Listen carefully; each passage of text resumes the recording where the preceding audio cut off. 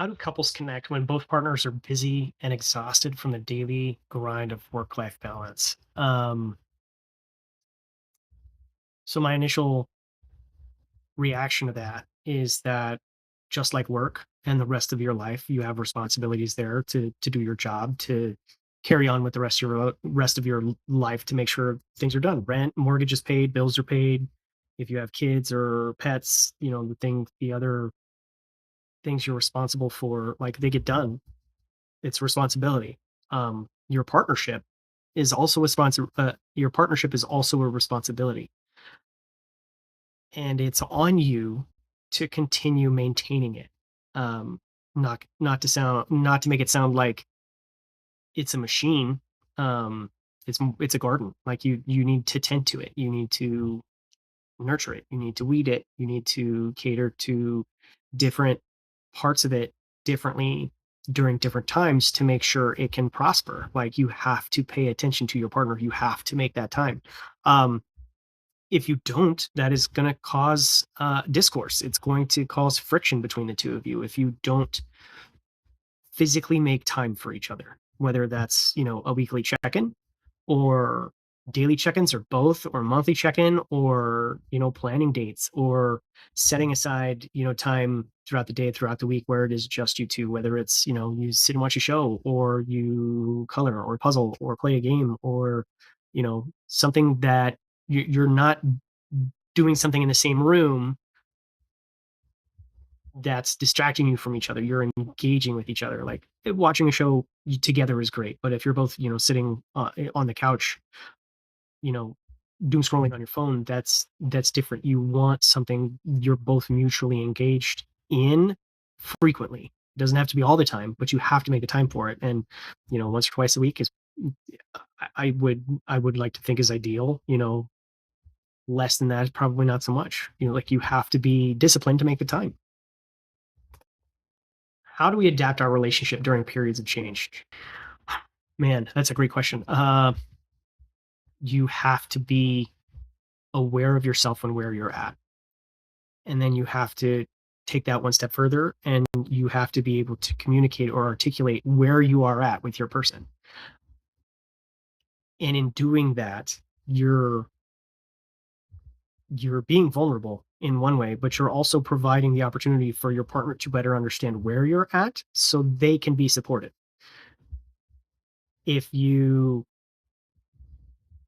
don't have that communication or if you don't have that awareness of self and you just kind of like go about your day or your week or your month and there's not intentful conversation with your partner, you risk drifting apart if you don't actively work to come back together periodically, frequently. What are some ways couples can intentionally reconnect during busy seasons? Literally block off your calendars, like set aside a couple hours one night just for the two of you to do something, whether it's planning a date earlier in the week and going on that date during that time, or taking time to plan something and then going and doing it. Or if you want to stay home, find something you two can do at home.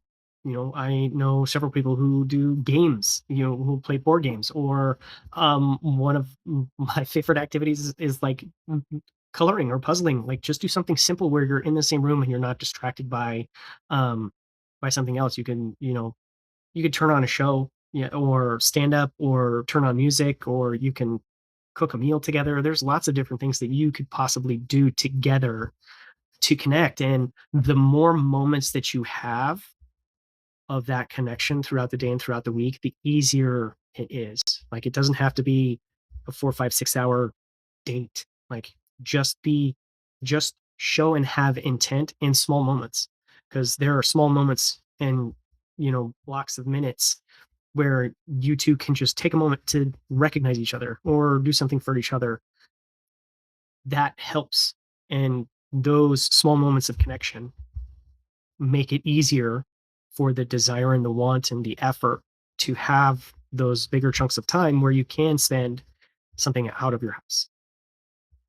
What are examples of small daily rituals? I am a huge fan of micro check ins. So, in previous relationships, I would ask just a couple questions throughout the day. In the morning, what is the one thing that you want to get accomplished today? And depending on that answer, it's helping support my partner in getting that done, helping getting it done, or making sure that they set aside the time to do it. Um, a couple others that I like to ask at the end of the night that I'd like to ask at the end of the night is like, is there anything I could have done better for you today? Or is there anything that you would like for me to do for you tomorrow? Um, and it's those questions don't take a lot of time.